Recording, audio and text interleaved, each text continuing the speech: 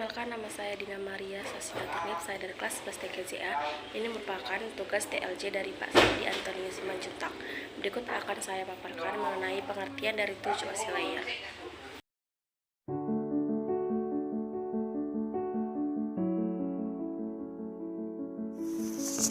Di sini kami akan menjelaskan apa itu oscillator beserta penjelasannya. Oscillator merupakan kumpulan layer-layer yang tidak saling bergantungan, namun saling berkaitan satu sama lainnya. Maksud dari pernyataan tersebut adalah masing-masing layer sudah mempunyai tugas dan tanggung jawab masing-masing. Pertama, application layer. Pada layer ini, ketika kita akan mengirim atau menerima email, akan terjadi pengidentifikasi penerima dan pengirim email, serta aplikasi apa yang digunakan untuk menulis dan membaca email tersebut. Contohnya adalah kita menggunakan email client seperti Microsoft Outlook yang bersifat fungsi SMTP dan POP3. Selanjutnya, presentation layer akan mengkonversi data yang masuk atau keluar ke dalam format presentasi yang telah ditentukan. Pada layer ini juga dilakukan encoding data dan kompresi teks. Saat kita mengirim atau menerima email di layer ini, data akan di-encode dengan menggunakan key tertentu. Contohnya menggunakan format ASCII. Selanjutnya, session layer. Layer ini mendefinisikan awal dan akhir percakapan antara dua komputer. Pada layer ini, yang diprioritaskan adalah adanya pengenalan device dan keamanan jaringan yang dibutuhkan dalam komunikasi antara dua aplikasi pada jaringan, serta cara mengatasi error. Setelah data mengalami penyesuaian format, pada layer 5 ini akan menggunakan operating system untuk mengatur inisiasi dan transminasi dari sesi komunikasi antar host sesuai dengan protokol yang ditentukan. Transport layer mengatur transfer data antar host dan bertanggung jawab untuk mengoreksi kesalahan dan flow control dari router. Layer ini mengatur urutan dari dikirimnya data paket dan pengiriman ulang paket yang hilang, serta mempaketkan pesan untuk proses transmisi yang lebih efisien. Pada saat berkirim dan menerima email, layer inilah yang memastikan seluruh data yang dikirim dan data yang diterima utuh.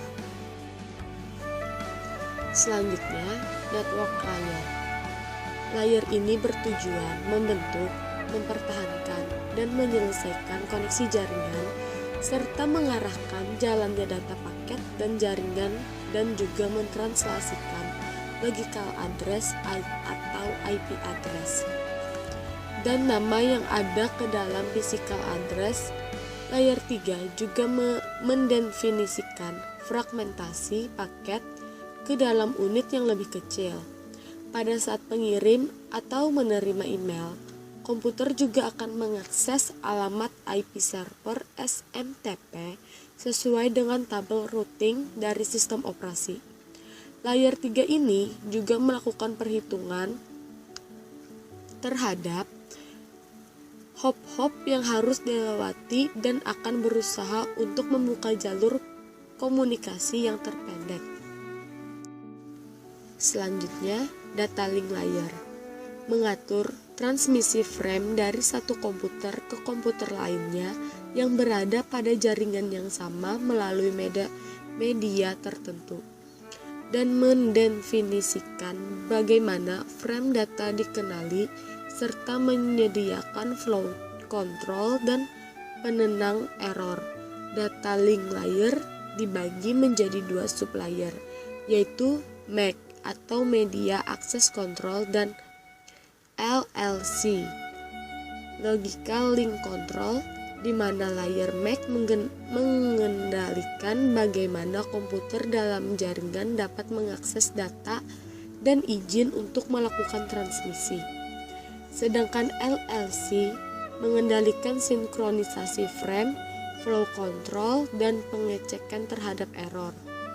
Pada saat mengirim atau menerima email, Layer 2 akan mengecek apakah koneksi sudah di-set. Jika iya, layer ini akan mentransformasikan paket IP dari layer 3 ke dalam frame berdasarkan aturan OSI layer 2. Yang terakhir adalah physical layer.